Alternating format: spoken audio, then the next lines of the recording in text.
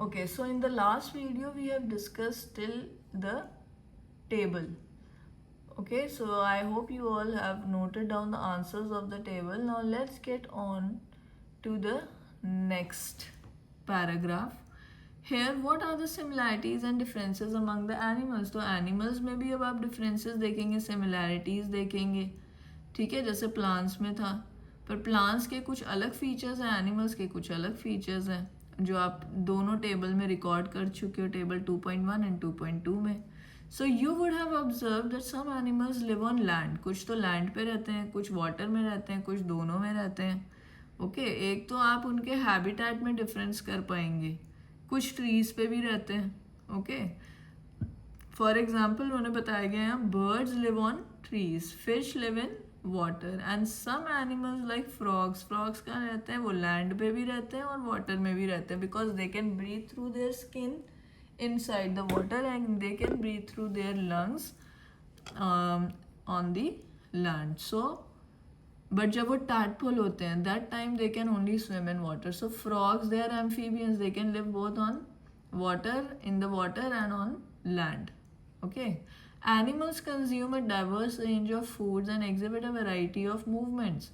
So animals भी क्या है, जैसे हमको भी खाना चाहिए to live.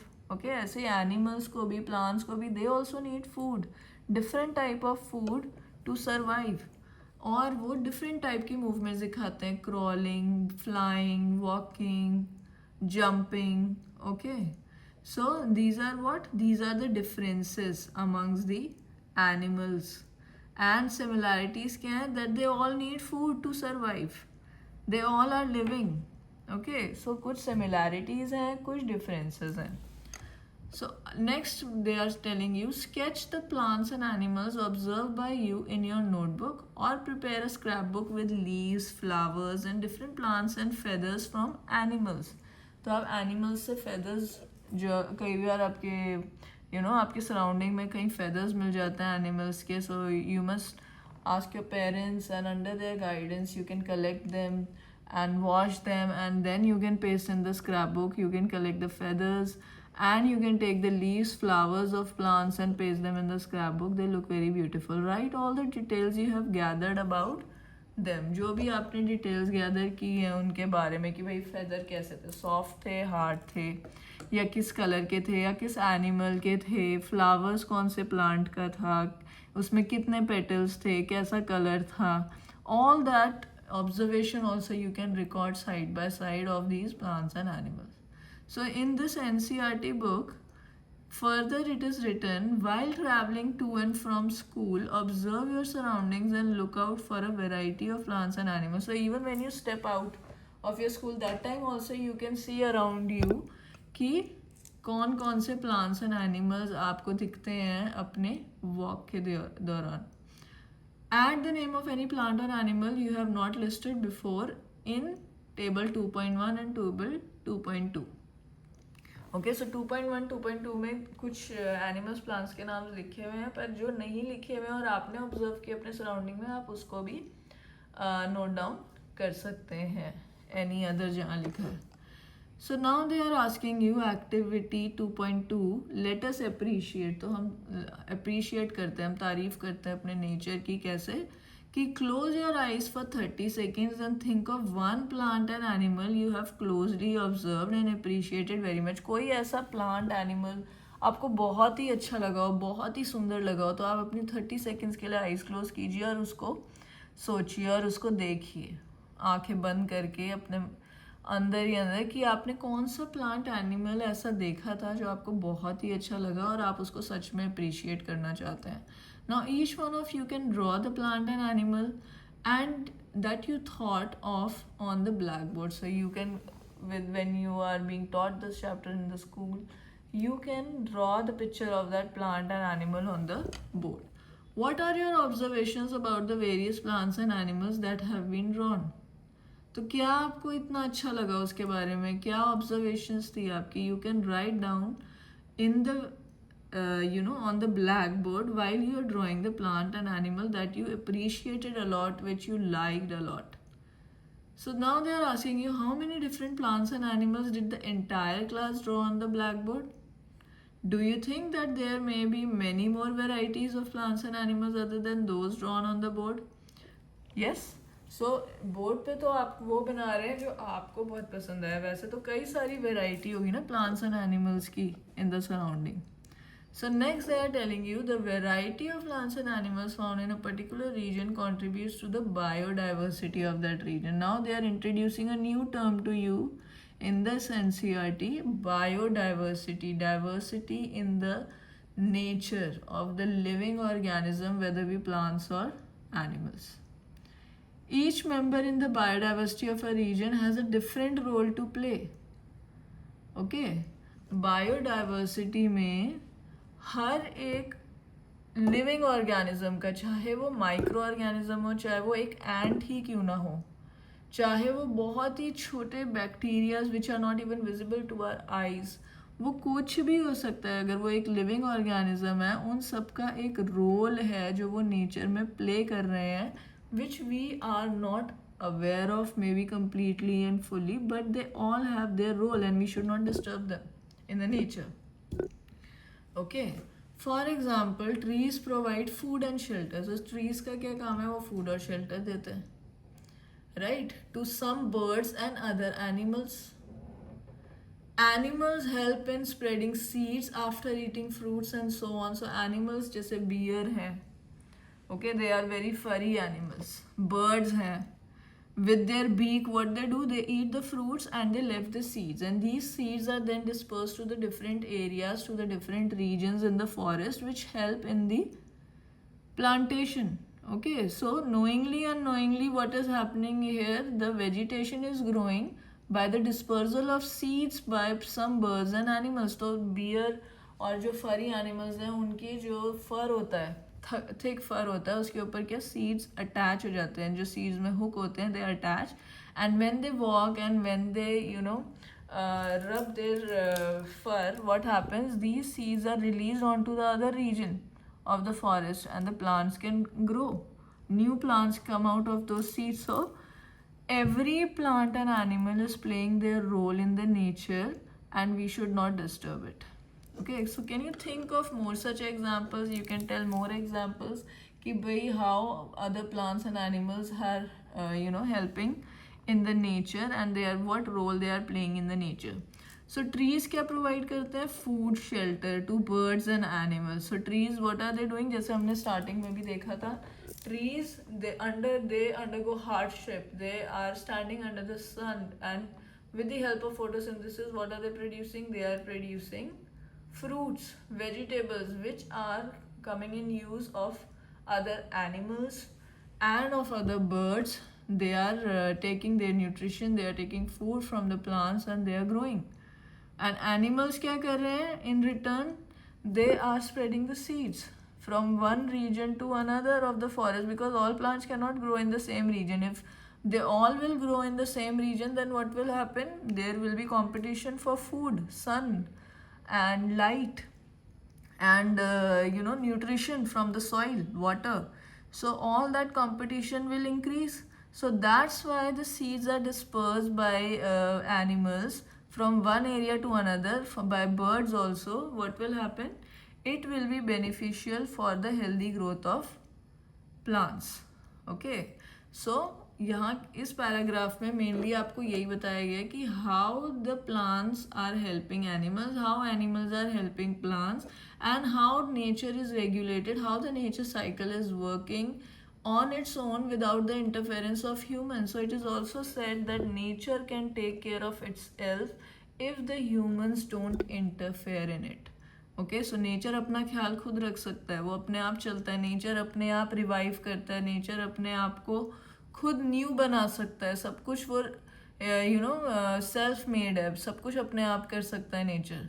There is no need for intervention of humans. If the humans stop intervening in between, अगर humans बीच में अपना दखल देना बंद कर देंगे, जैसे वो plants, trees को काट देते हैं for making the industries, for making the buildings, isn't it? So if they stop interfering in the nature, they stop disturbing the nature can take care of itself, it can revive itself, and it can become very much better to have a healthy surrounding. So we must have a coexistence with the nature.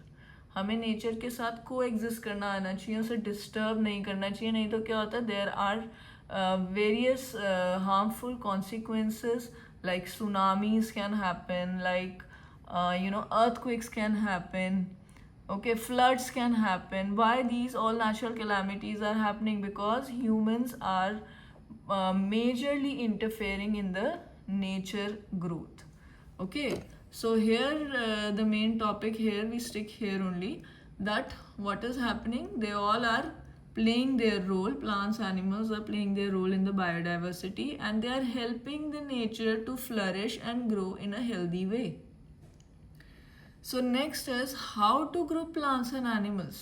Next topic हम देखेंगे how to group plants and animals. हमें plants और animals को हम कैसे group कर सकते हैं, उनके characteristics से, उनकी हम देख सकते हैं कि whether they are short, whether they are tall.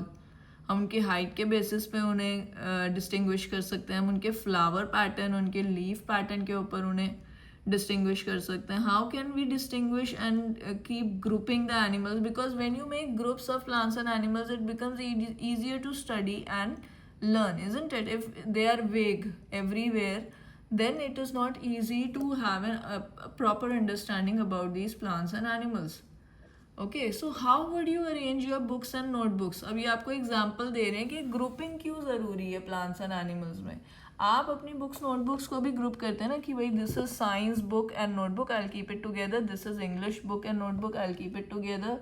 Okay, this is biology, chemistry, physics under science, and I will group them together and I will keep it separate from the mathematics book, isn't it? उससे क्या होता है, आपको better understanding होती है, आपको ढूंढने में आसान रहता है कि ये वाली बुक्स जो स्टैक ऑफ बुक्स है ये इन सब्जेक्ट्स का है और ये इस सब्जेक्ट का है. So whenever you need maths you will straight away take it from the math stack, you will not take it from the science.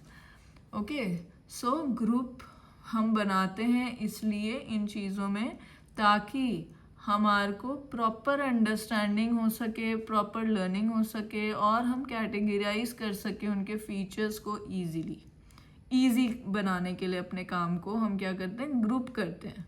So arranging them in groups will help you better organise. तो books हम क्यों organise करते हैं, ताकि हमें better organise कर सके हम स्कूल बैग को, नहीं तो हम ढूंढते ही रह जाएंगे. The period will come, English period, and you will be keep finding it out. If you arrange them according to first period, second period, third period, it will be easily organized school bag from where you can take out your arranged books and notebooks. Similarly, now let us look at the world around us. We are surrounded by variety of plants and animals with different features.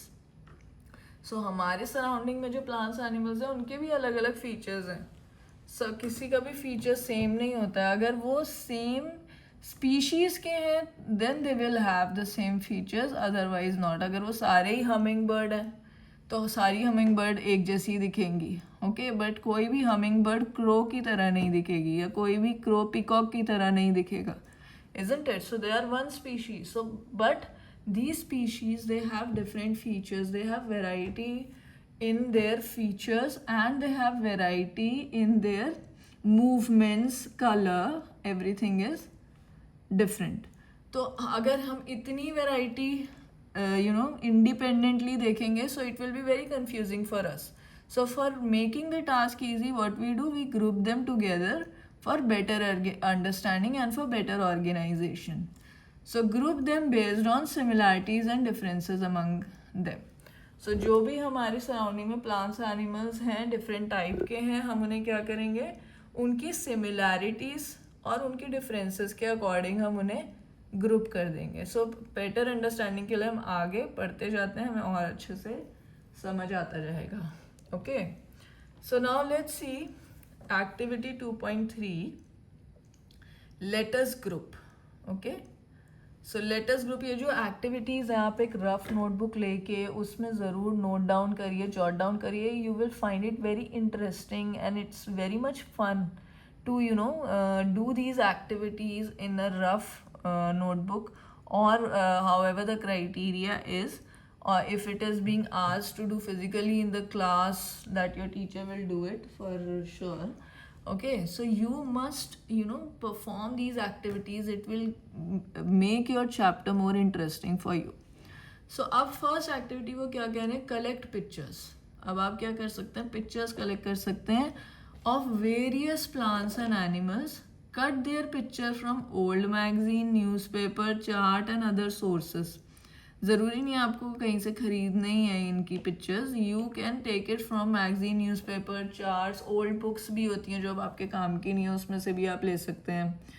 Paste each of these pictures on a different card. तो एक card बनाइए thick cardboard का या फिर thick paper का, और उसमें आप क्या कीजिए, इन प्लांट्स एनिमल्स की पिक्चर डिफरेंट कार्ड्स पे पेस्ट करिए.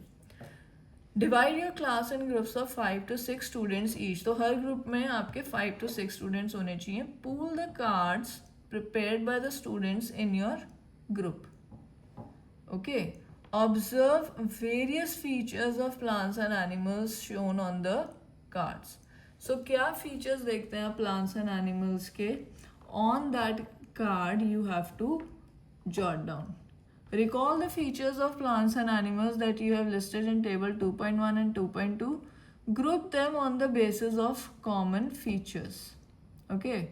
Share and discuss the basis of grouping you have made with other groups in your class.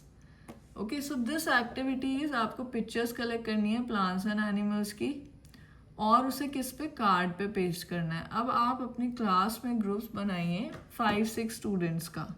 ठीक है, so about 4-5 groups will be there in your class. Okay, now pool the cards prepared by the students in your group. Observe various features of plants animals shown on the cards. So हर एक card पे उस animal plant का नाम लिखा होगा bye every student, और उसमें उसके फीचर्स भी लिखिए. आपने क्या देखा उनके बारे में, क्या फीचर्स, क्या कैरेक्टरिस्टिक्स आपको पेक्यूलियर लगी. Write down on the card and group them on the basis of common features. So आपके पास डिफरेंट प्लांट्स एनिमल्स के कार्ड हो गए, बट कुछ ऐसे प्लांट्स होंगे जिनके फीचर्स सिमिलर होंगे. जैसे 2 स्टूडेंट्स हैं, they have taken rose and they have taken also grass. Okay, so you have to see whether their features are same or not, whether you can group them under the same category or not, whether their stem is hard, soft, is it matching, or whether their leaves pattern is matching. So उस basis पे आप उन cards को grouping करो by taking it from every student in the class. किसी ने क्या किया होगा, किसी ने fish लिया होगा, राइट, किसी ने फ्रॉग लिया होगा, but they can not be group together. Why? Because fishes can live only inside water and frogs can live inside water as well as on land. So जिनके features same होंगे, जिन plants animals के features same होंगे, उन cards को एक साथ group करते जाएंगे. अगर आप तो क्या करेंगे, आप ऑर्गेनाइजेशन करेंगे on the basis of characteristics of plants and animals for better understanding. Okay, now what will happen, फिर आप इसको शेयर भी कीजिए, डिस्कस कीजिए for better understanding. You will be surprise to see that the basis used by different groups में vary. What do you think are the reasons behind it? Different students might have chosen different common features for the grouping. कोई बच्चे कुछ features choose करेंगे grouping के लिए, कोई stem use करेगा grouping के लिए, कोई लीफ यूज़ करेगा, कोई फेदर्स यूज़ करेगा, कोई कलर यूज़ करेगा. Okay, for distinguishing. For example, some students may have chosen the height of plants. कोई कहेगा कि भाई this plant is tall, this plant is short. Okay, on the basis of grouping, while others might have chosen presence or absence of flowers. कि भाई इस वाले plant में तो फ्लावर्स होते हैं, जैसे कैक्टस में कुछ कैक्टस ऐसे होते हैं उन पर फ्लावर्स आते ही नहीं है. कुछ ऐसे होते हैं कैक्टस जिनमें फ्लावर्स भी आते हैं. कुछ प्लांट्स ऐसे होते हैं दे आर फ्लावरिंग प्लांट्स, उनमें बहुत सारे फ्लावर्स आते हैं. कुछ ऐसे होते हैं उनमें आते ही नहीं है. सो आप ये देखेंगे when you are grouping, every student must have listed different type of characteristics of different plants and animals. There is difference, okay, in grouping. So क्या क्या basis आप कर सकते हैं, presence absence of flowers. ठीक है, कि इस इन characteristics के basis पे भी there must be grouping by different students. Presence absence of flowers, hard soft stem, कोई लिखेगा कि भाई हार्ड है स्टेम उस वाले प्लांट का, कोई लिखेगा सॉफ्ट है स्टेम, तो आप उन सबको ग्रुप टुगेदर नहीं कर सकते। जिनके hard stem flower hard stem है प्लांट्स में और जिनके पास फ्लावर्स हैं उन्हें आप एक साथ ग्रुप करिए, जिनके सॉफ्ट स्टेम हैं उन्हें आप एक साथ ग्रुप कीजिए। ईटिंग हैबिट्स कैसी हैं, are they carnivores, are they herbivores, are they eating only plants, और are they eating both plants and animals. तो इस बेसिस पे भी आप उन्हें ग्रुप कर सकते हैं, कहाँ वो रहते हैं, what is their habitat, whether they live in mountains, whether they live in desert, whether they live in under the sea, okay, whether they live in grassland. So on all these bases, these are the major categories on which the students must have categorized the plants and animals. So you may have grouped animals based on varied features. अलग अलग features के basis पे आपने animals को group किया होगा कि वो क्या खाते हैं, कि वो कहाँ रहते हैं, कि किस कलर के हैं, वो कैसे मूव करते हैं, whether they are jumping, whether they are walking, whether they are swimming, whether they are crawling.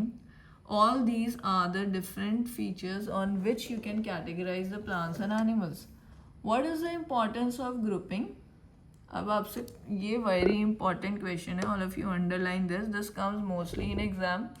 What is the importance of grouping? Why grouping is used? What is the necessity of grouping? So grouping makes it easier to understand and study plants and animals on the basis of their similarities and differences. Okay, तो ये आपका answer है कि grouping क्यों ज़रूरी है। Grouping, जैसे I told you in the beginning, कि ग्रुपिंग इसलिए ज़रूरी है क्योंकि वो हमारे टास्क को ईजी कर देता है अंडरस्टैंड करने के लिए, स्टडी करने के लिए प्लांट्स एनिमल्स को किस बेसिस पे, सिमिलैरिटीज़ और डिफरेंसेस के बेसिस पे। You will learn more about the importance of grouping in our daily lives in the chapter materials around us, and in the next chapter you will see, okay, कि why grouping is important. So अभी तो हम living organisms के बारे में पढ़ रहे हैं, plants and animals, फिर हम material non living things के बारे में भी पढ़ेंगे, metals, plastics and all. There also grouping will be important, and why it is important that we will see. Okay, so from the next topic I will continue in the next video. Okay, and complete the observations, complete the activities, and do let me know any other guidance you need in the comment section below. Till then, bye students.